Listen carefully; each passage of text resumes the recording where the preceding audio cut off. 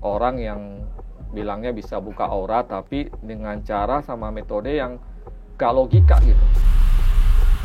Sebenarnya kita sendiri tuh bisa lakukan sendiri tanpa bantuan orang lain. Buka baju semuanya di depan praktisinya. Ya kan? Ada yang disuruh harus makan apa gitu kan.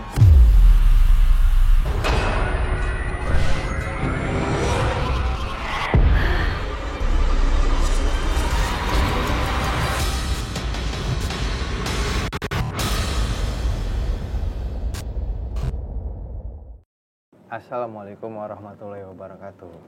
Selamat malam Sobat Kumis. Gimana kabarnya malam Jumat ini? Semoga dalam keadaan yang sehat walafiat ya di rumah. Amin. Balik lagi bersama saya Oik di program Kumis, Kupas Mistis, acara yang membahas hal-hal mistis di sekitar kita. Dan malam hari ini tema kita nggak terlalu serem ya, karena akan ngebahas seputar aura, yaitu auramu pancarkan daya pikatmu. Dan kebetulan saat ini sudah hadir di studio kita tamu kita yang istimewa, yaitu seorang pakar spiritual yang bergelut di bidang aura dan reiki ya. Mari kita sambut Master Ong. Selamat malam Master Ong. Selamat malam. Gimana kabarnya Master Ong? Baik. Sehat ya? Sehat selalu. Iya, bugar nih Master Ong nih. Bugar. Gimana, lagi sibuk apa nih Master Ong? Ya biasa nanganin klien kita juga, terus juga ya banyak traveling juga, ziarah juga gitu. Itu klien dalam 1 bulan bisa berapa orang tuh kalau boleh tahu? Berapa orang ya? Kayaknya kadang nggak pernah dihitung. Berarti banyak dong Master Ong. Banyak dong berarti. Iya lumayan lah, lumayan lah. Alhamdulillah. Karena banyak orang bermasalah kan. Lanjut nih Master Ong. Maksudnya kita lanjut masuk ke ini. Aura itu sebenarnya apa nih Mas Terong? Dijelasin dulu nih biar sobat-sobat kumis di rumah tahu nih, maksudnya aura ini gimana sih? Oke, sebelum mungkin selamat malam ya para sahabat kumis ya namanya. Sobat kumis. Sahabat kumis. Saya mungkin jelasin tentang aura.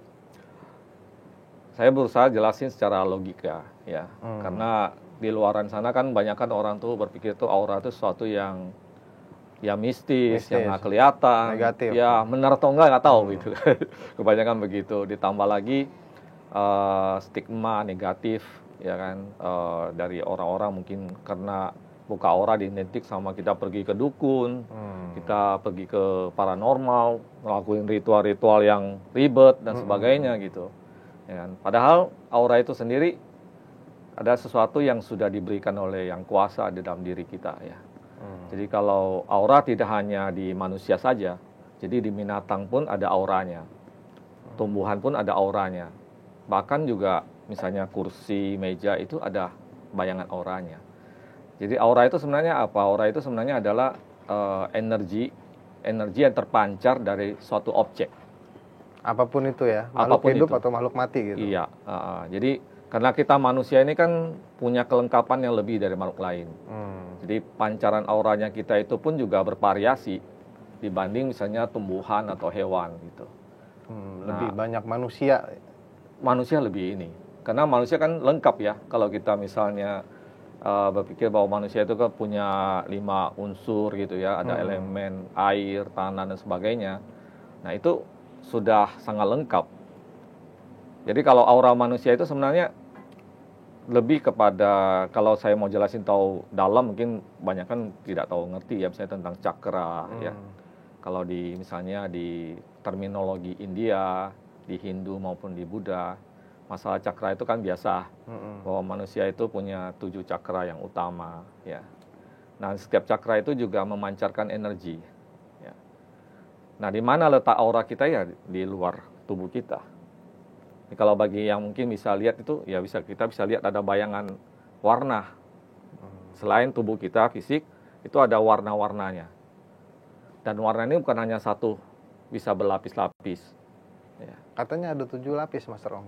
Iya, 7 lapis itu berasal dari 7 cakra ya, tadi. Oh itu. Ya. Nah, tetapi juga aura itu juga lebih konfliknya lagi kalau dia udah mencakup misalnya mental kita, emosi, alam bawah sadar kita, kemudian keyakinan, ya keyakinan bisa cakup misalnya ke agama kita dan sebagainya. Jadi sangat sangat luas sih sebenarnya yang mempengaruhi seorang itu punya aura yang ya setidaknya itu oke atau enggak gitu. Oh gitu. Jadi karakter kita juga berpengaruhin aura, karakter hidup, cara kita hidup, pola hidup kita juga itu berpengaruh terhadap aura kita sendiri gitu. Itu kalau boleh tahu Master Ong ngelihatnya langsung kasat mata atau gimana nih? Jadi kalau namanya aura kan sebenarnya setiap orang sebenarnya bisa untuk melihatnya. Cuma mungkin tidak sejelas kalau mereka-mereka yang ibarat sekarang istilahnya kayak anak indigo atau orang yang punya kemampuan sixth sense gitu ya. Mungkin lebih jelas gitu ngelihat auranya. Tapi pada dasarnya orang awam pun bisa lihat sebenarnya dengan sedikit latihan lah istilahnya. Ya mungkin kita pernah ya misalnya di dalam gelap itu kita lihat tangan kita sendiri misalnya gini. Lama-lama kita lihat ada lapisan kayak tipis sekali sekeliling tubuh kita dalam keadaan gelap itu. Kita fokus kemudian kita lihat di ujung jari kita itu seperti ada selaput gitu, tapi bening gitu. Ya kan? Itu sebenarnya pancaran energi dari tubuh kita. Nah, cuma kalau kita latihan lebih dalam lagi, mungkin kita akan melihat warna-warna yang lain. Awalnya mungkin hanya kayak bening, kemudian putih gitu ya. Nanti akan muncul warna-warna yang lain. Ya tentu saja harus ada latihannya dikit lah. Ya. Ada latihannya maksudnya berarti, tapi di situ bisa dipelajari gitu ya? Bisa dipelajari dengan ketekunan tentunya ya. Ini ada nggak sih Master Ong kalau boleh tahu perbedaan antara buka aura putih sama buka aura biasa gitu maksudnya? Itu maksudnya apa ya Master Ong? Sebenarnya mungkin itu lebih mengacu kepada kalau dibilang putih sama hitam ya mungkin pada metodenya saya rasa ya. Metode membuka auranya. Jadi karena kita ini kan hidup di suatu budaya yang kental dengan kultur nenek moyang kita yang mengenal hal-hal yang mistis. Ya. Jadi ada orang yang berprinsip bahwa buka aura itu kayak seperti kita menggunakan kekuatan-kekuatan lain di luar diri kita. Seperti misalnya makhluk-makhluk astral yang punya kekuatan tertentu. Sehingga kita bisa punya aura yang mancar gitu dan sebagainya. Ya. Nah, karena itu biasanya teknik tradisional seperti ini biasa harus ada lelakunya. Mungkin dia harus puasa, ya mungkin dia harus melafalkan mantra tertentu sampai beberapa hari, ya dan sebagainya sehingga akhirnya dia bisa menyatukan dirinya dengan kekuatan yang ada di luar diri. Dan itu membuat aura kita memancar. Nah, negatifnya mungkin di sini tergantung nih. Makhluk yang membantu ini sifatnya positif atau negatif. Ya. Kalau dia sifatnya negatif, ya otomatis. Mungkin di satu sisi setelah dia dibukakan aura dengan cara yang seperti itu, dia punya dampak yang positif misalnya. Mungkin banyak orang tertarik sama dia, ya, mungkin rezekinya jadi lancar dan sebagainya. Tapi yang mendampingin ini kan juga ada sisi lainnya. Ya. Mungkin dia harus ada pantangan tertentu, harus ritual tertentu setiap malam misalnya atau malam tertentu. Kalau dilanggar ada konsekuensinya. Nah, tapi ada buka aura yang sifatnya tidak menggunakan hal-hal seperti itu, yang lebih alami. Ya, lebih alami. Kalau di saya ya, saya lebih cenderung ke yang sifatnya alami. Kenapa? Karena tidak ada pantangan, tidak ada yang harus kita takut. Kalau saya nanti lupa sesajen, ya kan, sayanya nanti jadi ada masalah gitu kan. Masalah ya. Nah. Lanjut nih, kalau misalnya ada contoh, misalnya kita sering tahu ya, kalau mau menikah itu cewek kebanyakan puasa dulu, biar lebih cantik. Apakah itu termasuk salah satu metode buka aura, Master Ong? Iya, kalau metode buka aura itu sebenarnya banyak ya. Jadi sebenarnya kita sendiri tuh bisa lakukan sendiri tanpa bantuan orang lain. Oh gitu. Sebenarnya. Ya, tapi kan banyak kan orang capek gitu kan. Udah dibantu aja sama paranormal, sama praktisi spiritual dan sebagainya gitu, sama orang yang ngerti gitu. Tapi sebenarnya metode buka aura tuh banyak. Misalnya kalau kita mau ngambil yang paling simple, misalnya bagi umat muslim misalnya ya, wudu itu membersihkan aura. Oh gitu. Ya. Sehari misalnya kita apa istilahnya 5 kali 5 sholat. kali berwudu, itu sebenarnya membersihkan aura. Ya. Dan itu bisa membuka aura sebenarnya. Oh gitu. Tapi dilakukan cara yang benar gitu kan. Iya, Bukan iya. asal-asalan itu. Nah, atau misalnya dengan amalan-amalan tertentu, mungkin zikir tertentu gitu ya. Itu juga bisa membuka aura. Oh gitu. Itu secara sendiri ya maksudnya. Itu secara sendiri. Mm-mm. Nah, metodenya banyak gitu. Dan kemudian misalnya dia juga bisa membuka auranya lebih positif dengan melatih dirinya selalu berpikiran positif. Itu juga bisa begitu? Iya bisa. Misalnya jangan selalu nanggapin sesuatu dengan negatif, tapi berpikiran positif ya. Itu juga bisa membangun aura yang positif di dirinya. Ya. Ada orang yang nggak buka aura tapi auranya bagus. Ya. Karena memang dia punya istilahnya punya faktor-faktor tadi, mungkin dia ya secara keagamaan mungkin dia rajin sholat, rajin sembahyang, rajin beribadah gitu ya. Mungkin kemudian cara berpola hidupnya mungkin juga berpikiran yang positif dan sebagainya. Nah, itu otomatis auranya akan bagus. Ya. Tapi proses kalau yang berpikiran positif itu harus dilatih ya, maksudnya dilatih iya sendiri, jelas maksudnya. kan harus ada dari effort dari kitanya kan, Effort, harus ya. berusaha dari kitanya. Kalau enggak ya mungkin ya nggak bisa ya gitu kan. Ini berarti buka aura itu gimana? Sama nggak sama pelet sama susuk gitu? Jadi sebenarnya setiap orang yang lahir ke dunia ini sebenarnya auranya ada ya dan terbuka, tapi tidak optimal. Oh. Jadi sebenarnya istilah buka aura itu sebenarnya bukan ini orang nggak ada auranya nih, saya buka, bukan. Kalau dia nggak ada auranya itu udah di rumah masa depan nih, nggak ada auranya gitu, ya kan? Oh, Tapi walaupun introvert sekalipun tuh ada auranya gitu? ada auranya. Begitu kita lahir itu udah ada auranya. Cuma tidak optimal. Jadi optimal sama tidak optimal aja. Nah, mungkin istilah buka aura ini lebih kita istilahnya mengoptimalkan aura yang kita punya. Gitu. Ya, cuma karena orang-orang sudah tahu istilah buka aura, ya udah kita pakai aja istilah itu sebenarnya. Sebenarnya harusnya itu mengoptimalkan aura tubuh kita. Lebih tepatnya seperti itu. Ya. Misalnya ini, Mas misalnya, oh ternyata kayaknya terlalu dominan nih aura orennya misalnya gitu ya. Sehingga orangnya terlalu ambisius. Karena terlalu ambisius, dianya gampang putus asa ketika tidak mencapai sesuatu yang dia mau misalnya. Ya gampang putus asa gitu. Karena menggebu-gebu gitu. Ini kan terlalu berlebihan, artinya tidak seimbang. Berarti itu orange-nya dikurangin Ya, apa gimana? Bukan dikurangin, itu udah bagus sebenarnya, ya. banyak. Cuma harus diimbangin sama yang lainnya. Oh. Mungkin diimbangin dengan aura yang mencerminkan rasa syukur. Ya, saya walaupun saya maunya ini, tapi sekarang saya baru dapat ini, saya udah sangat bersyukur gitu misalnya. Jadi itu bisa menyeimbangkan. Gitu.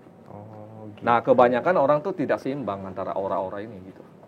Kalau bisa nggak sedikit dijelasin Master Ong, maksudnya warna-warna aura itu seperti apa gitu maksudnya? Iya, banyak ya. Mungkin yang paling ngetren kan orang bilangnya kayak indigo ya. Indigo itu kan dominasinya ungu ya, ungu nila, warna nila. Itu kan lebih kepada cakra di sini ya. Ini kan ada cakra aknya. Jadi ini lebih kepada cakra aknya yang mendominasi. Ya, sehingga ya itu menimbulkan efek mereka mungkin bisa secara spiritualnya bisa melihat hal-hal yang lebih tidak bisa dilihat orang awam gitu. Ya, makanya disebut anak indigo. Nah, ada orang yang mungkin lebih dominasi. Ya sebenarnya warna aura itu ya kayak pelangi aja. Ada biru, ada merah, ada kuning, ada campurannya. Tapi itu ada artinya sendiri-sendiri. Ada artinya sendiri-sendiri. Kemudian juga lapisan aura itu juga banyak. Misalnya aura yang paling umum untuk orang lihat itu adalah aura emosi. Misalnya saat sekarang ini saya lagi tenang, emosi saya lagi tenang, ya kan? Auranya tuh berbeda dengan ketika saya lagi marah. Ya. Tapi setiap orang itu punya aura basicnya, aura dasarnya. Oh gitu. Nah, aura dasar ini yang sejak kita lahir itu sudah bawaan. Dominan. Itu bawaan. Lebih dominan gitu ya maksudnya? Bukan dominan, tapi bawaan. Jadi contoh misalnya ya, yang paling simpel, segelas air putih, warna aslinya apa? Bening kan? Bening. Kita tambahin susu, jadi warnanya putih. Tuh nggak? Susu ini seperti emosi kita. Ya kan? Yang tadinya bening jadi putih. Ya kan? Terus kita kasih kopi jadi hitam. Ya kan? Nah, yang campuran-campuran seperti ini, inilah emosi. Emosi ini kan sehari-hari kita. Ketemu orang kita senang, ada yang ketemu kita bikin kita marah kan, emosi. Nah, itu ada lapisan auranya. Oh, gitu. Kalau yang emosi ini tidak permanen. Jadi ya mungkin hari ini berbeda dengan besok, mungkin besok beda lagi besok gitu. Oh, gitu. Tergantung emosi kita gimana, bawaannya gimana gitu ya. Ya, ya. Nah, tapi kalau yang basicnya bening, putih, itulah dasarnya. Itu tidak berubah. Itu nggak berubah. Tidak berubah. Nah, jadi kalau yang kita adjust itu, istilahnya kita adjust, kita optimalkan, itu sebenarnya bukan aura emosinya. Karena aura emosi itu kan cuma sementara aja. Naik turun ya? Iya, naik turun. Tergantung situasi kita kan. Tapi yang kita perlu atur itu adalah aura bawaan. Aura bening itu. Mungkin ada orang yang kayaknya, ya tadi, contoh tadi misalnya terlalu banyak orennya, misalnya. Memang bawaannya begitu. Ya kan? Nah, karena dia terlalu ambisius, menyebabkan mungkin orangnya nggak asik nih. Dikit-dikit kayaknya pengen dominasi dibanding orang lain kan, sehingga teman-temannya semua pada menghindar gitu. Kalau nggak enak kalau ngomong sama dia, maunya dia aja yang menang nih gitu. Ya kan? Benar-benar.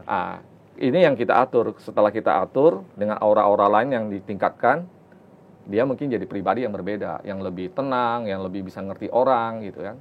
Sehingga otomatis kan teman-teman jadi banyak.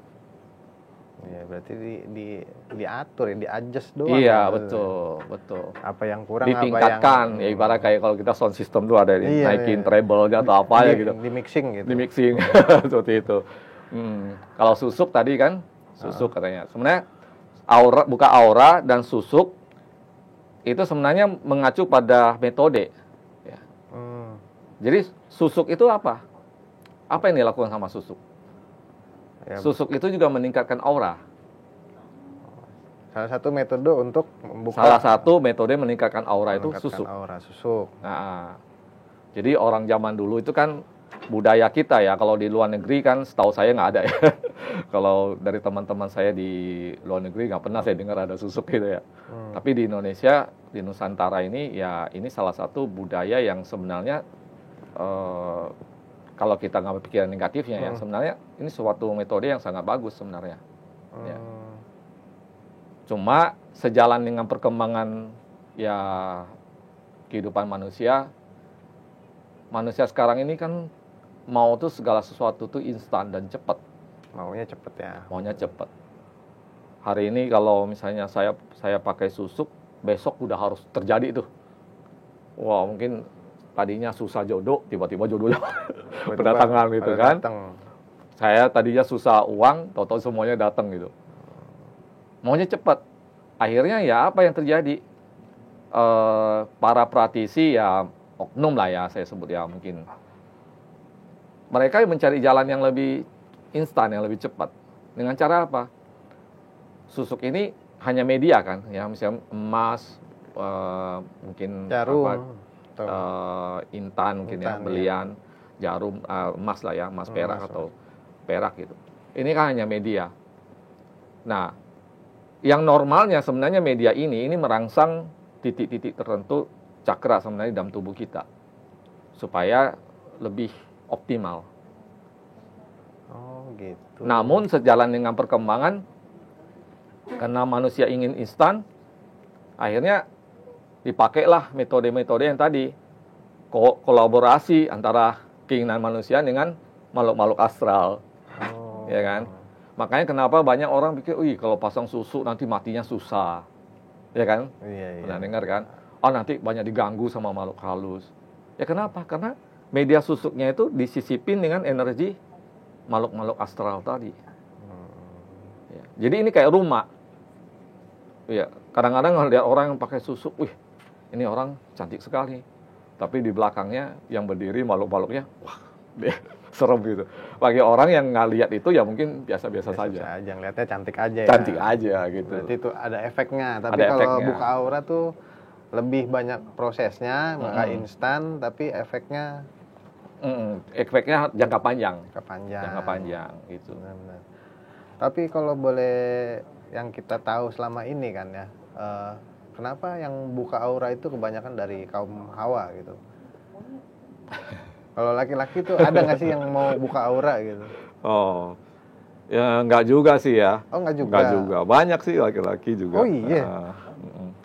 Benar, Sama Mas sih Rom? sebenarnya. Oh, sama sekarang. Sama sih sebenarnya. Kirain masih. Cuma kan kita harus ingat kodrat perempuan itu kan ingin cantik, Ya. ya kan? Wanita tuh kan simbol kecantikan sebenarnya, apapun ya sebenarnya. Jadi wajar saja kalau para wanita tuh ingin tampil lebih baik, lebih cantik, lebih semuanya lah dibanding yang lainnya. Dibanding misalnya pria gitu ya. Pria kan lebih cuek sebenarnya penampilannya. Ah, udahlah pakai begini aja udah oke kok gitu. Ya kan beda gitu kan. Kita misalnya wanita aja kalau mau keluar mesti dandan aja berapa lama gitu kan. Iya, benar. Ya, kalau pria ya udah pakai gini-gini selesai keluar kan. Jadi emang kalau dibilang bahwa hanya wanita yang butuh buka aura ya enggak juga, banyak pria juga. Pengusaha-pengusaha banyak. oh gitu. Kayak- Itu laki-laki tuh ya Ya maksudnya. laki-laki. dominan. Klien saya banyak pengusaha juga dan pria gitu ya. Notabene laki-laki juga. Ada juga misalnya ya pejabat segala macam. Ya karena mereka kan ingin juga punya wibawa. Oh, berarti yang di itu wibawa. Wibawa, Ya? karisma. Karisma. Ya.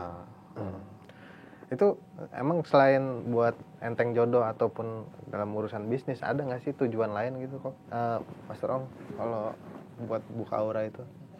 Tujuan lain. Ya maksudnya alasan lain kenapa mau buka aura gitu? Saya mau enteng jodoh. Kenapa? Iya, buka aura? kebanyakan pasti enteng jodoh. Oh. Ya, pengen jodohnya ya mungkin selama ini selalu gagal gitu kan. Ingin cepat gitu, ingin ya bisa tampil menarik pada lawan jenis kan. Terus kemudian juga ya rezeki, keuangan, udah pasti, ya kan? Jabatan, kesehatan ya itu bonus, ya. Oh, ada dampak kesehatannya juga. Dampak kesehatan ya jelas. Oh. Jadi gini kan, kita itu penyakit manusia zaman sekarang itu kebanyakan bersumber dari pikiran. Oh, itu benar, Mas. Ya. Kebanyakan penyakit kita tuh mungkin 90% ya sumbernya dari pikiran. Pikiran kita ini luar biasa. Misalnya 2 hari aja kita nggak tidur, ya kena stres misalnya, penyakit apapun datang. Ya. Tapi kalau misalnya kita bawaannya, saya tenang, santai, itu kayaknya bisa bersyukur dalam hidup, jauh tuh dari penyakit. Nah, buka aura itu salah satu dampaknya adalah ketenangan jiwa. Oh gitu. Nah, kalau dengan misalnya orang itu lebih tenang, lebih kayaknya yang tadinya mungkin gampang ke bawah suasana emosi, gampang misalnya kesel, marah dan sebagainya ya. Setelah dia buka aura dia merasa kayak saya sekarang lebih tenang, lebih bisa bersyukur dalam hidup gitu ya. Mungkin juga banyak yang berdampaknya dia malah lebih dekat kepada Sang Pencipta gitu. Yang tadi nggak rajin sholat jadi rajin sholat gitu ya. Otomatis ya kan kesehatan dia juga meningkat.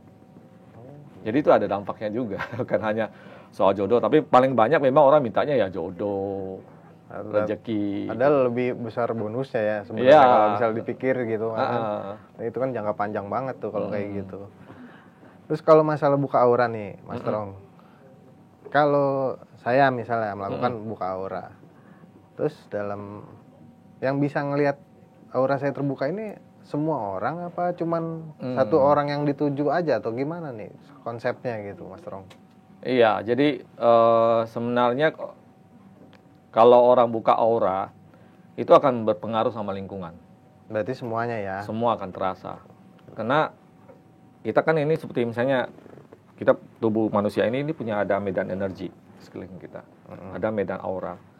Ketika aura ini dioptimalkan, maka dia jangkauannya akan luas. Itu. Karena dia luas, maka orang yang ada dalam jangkauan itu akan terpengaruh. Gitu. Ada orang yang misalnya begitu dia lewat aja orang, gitu. Padahal kita nggak kenal siapa-siapa gitu. Ya karena kita kena imbasnya gitu. Seperti itu. Nah itu jadi setiap orang yang di lingkungan dia itu akan merasakan dampaknya. Kalau soal melihat, ini orangnya auranya terpancar seperti apa, mungkin itu perlu kalian khusus ya. Nah, tapi dampak yang dirasakan di lingkungan itu terasa. Berarti bisa dilihat dong, Mas Rong. Maksudnya orang yang auranya udah kebuka tuh ciri-cirinya gitu. Ciri-cirinya sebenarnya paling gampang ya dari perilaku dia ya. Misalnya kita bisa lihat orangnya lebih tenang mungkin ya. Dia lebih tenang dalam menjalani kehidupan.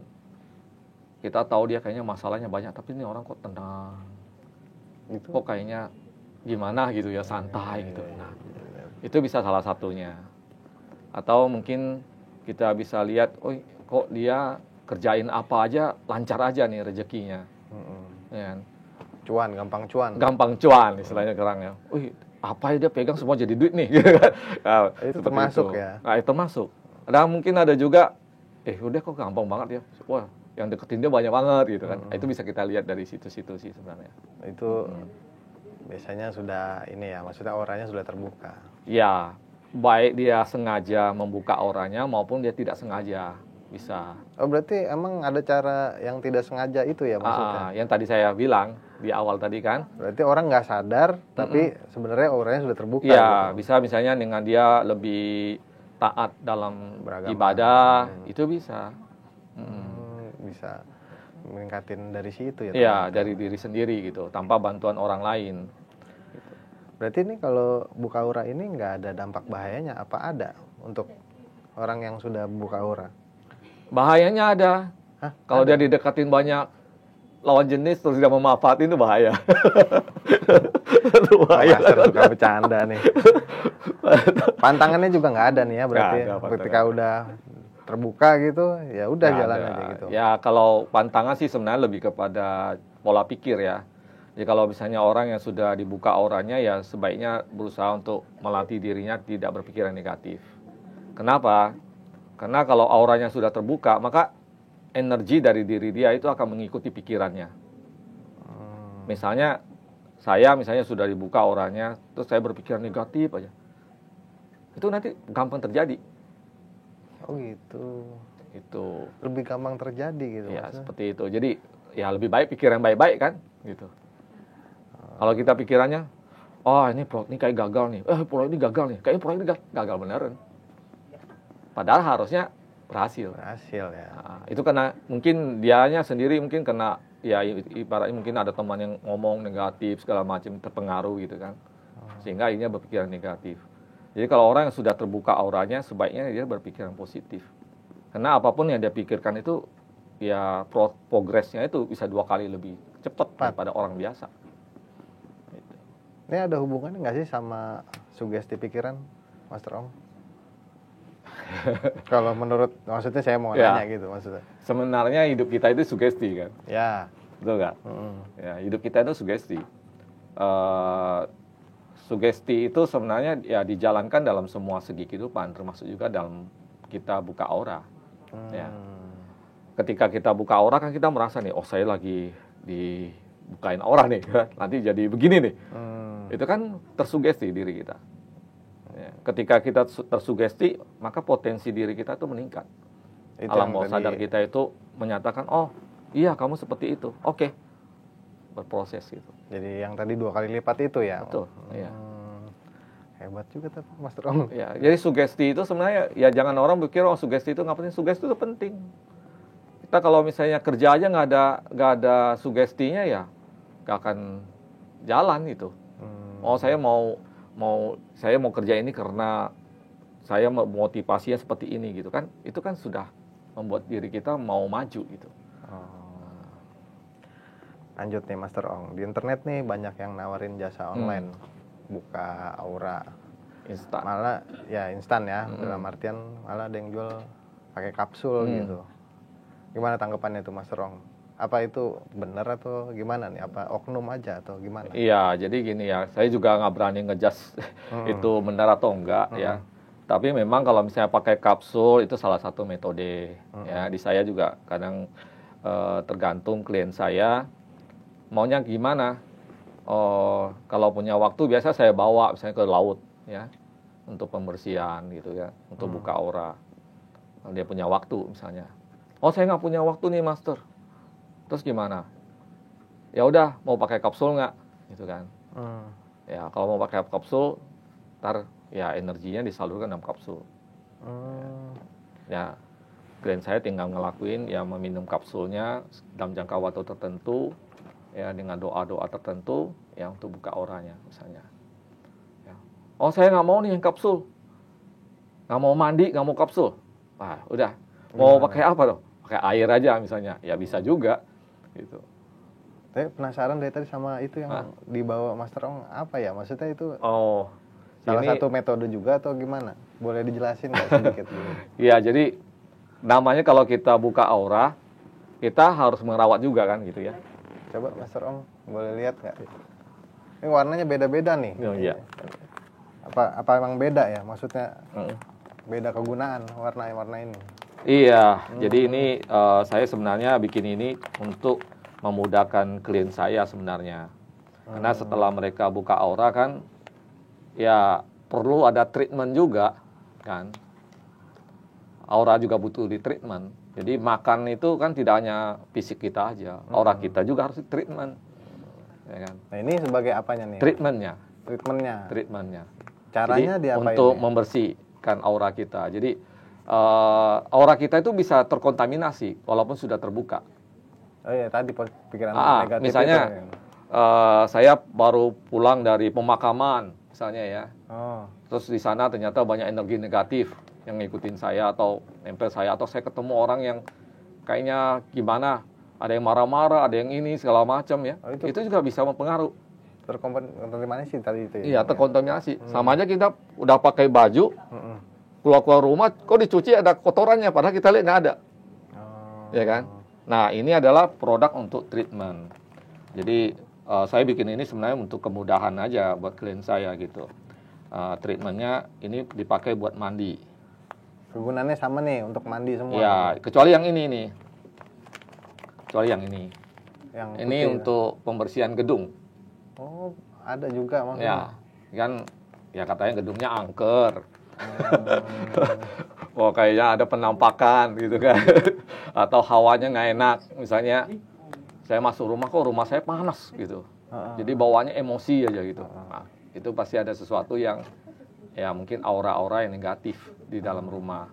Baik itu berasal dari makhluk astral maupun getaran-getaran energi yang tersisa dari penghuni rumah. Mungkin ya sering marah-marah segala macam sehingga aura rumahnya jadi kurang baik. Bisa juga. Ya kan? Nah, ini dipakai untuk membersihkan gedung kalau yang putih ini. Nah, jadi kalau ini dipakai misalnya dipakai buat ngepel, buat ngebersihin gitu segala macam. Kalau yang dua ini buat mandi. Ini bahannya rempah-rempah ya? Rempah-rempah. Ini ada 7 jenis rempah dan ada garamnya. Ada garam laut ya. Seger sih kayaknya Master Ong mandi pakai ini kayaknya seger. Iya. Kalau yang hitam ini untuk melunturkan sihir. Oh gitu. Jadi kalau ada orang yang merasa dirinya kayaknya saya ada diikutin mimpinya, mimpi buruk terus. Ya, mimpi yang ya istilahnya dikejar-kejar sama makhluk-makhluk tertentu atau memang sering melihat penampakan karena memang diikutin gitu ya. Atau sering ya atau orang mungkin kena guna-guna lah, kena santet atau kena apa gitu. Ini untuk membersihkan. Kalau yang ini untuk kerejekian. Oh, pantesan warnanya emas. Iya. Jadi karena komposisi di dalamnya juga berbeda. Beda-beda nih. Beda-beda. Ini khusus untuk kerejekian. Jadi untuk membersihkan aura kita supaya rezekinya lancar. Gitu. Lanjut Mas Ram. Seperti itu.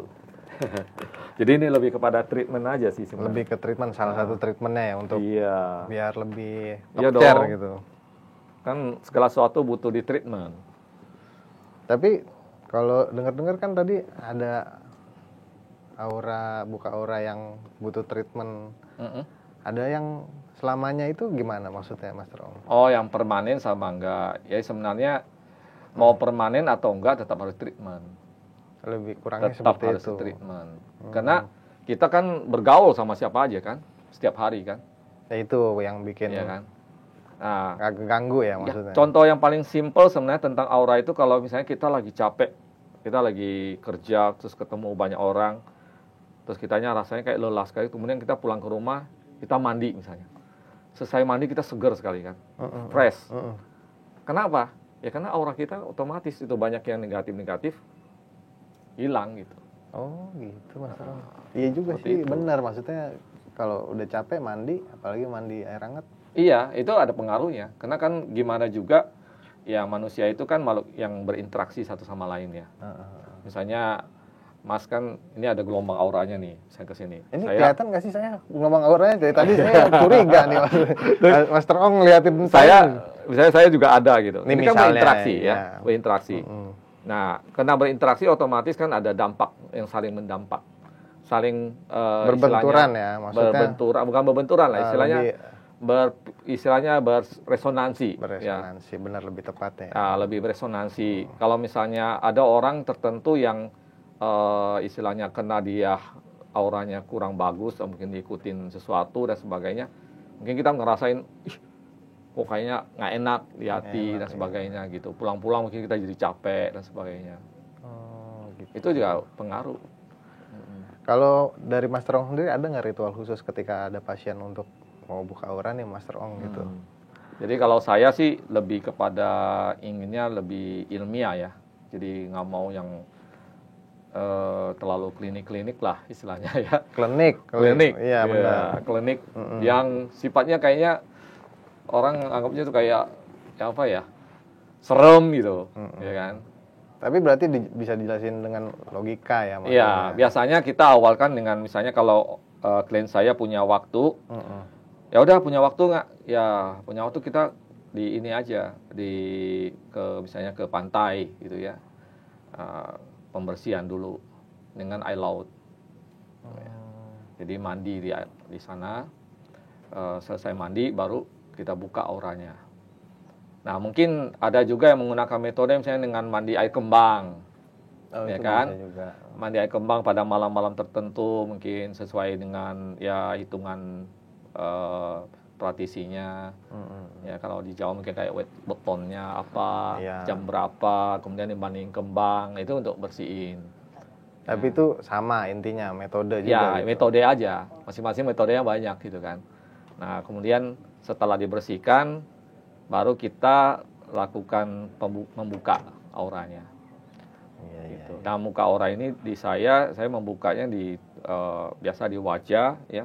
Di wajah ada beberapa titik di wajah, kemudian juga di badan ya mungkin ya disebut cakra-cakranya gitu ya, sebagainya.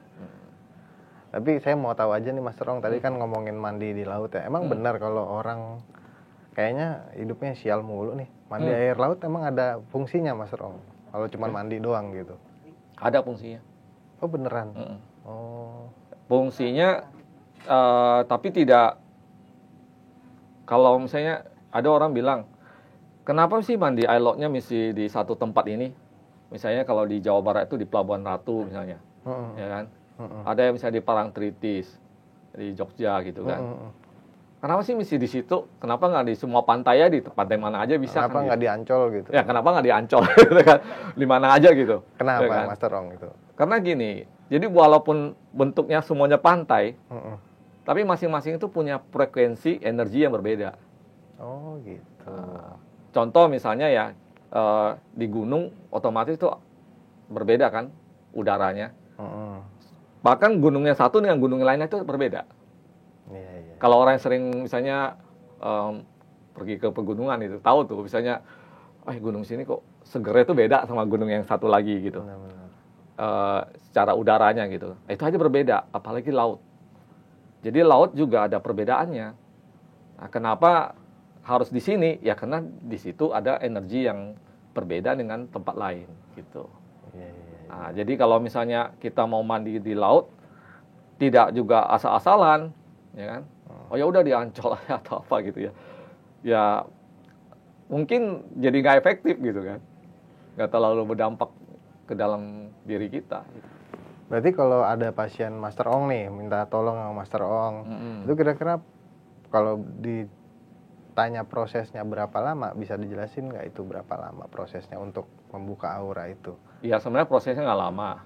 Yang lama itu kan perjalanan perjalanannya ya. Kalau kita Jakarta ke Pelabuhan Ratu ya udah berapa jam gitu kan. Terus kemungkinan kita harus nginap, ya kan.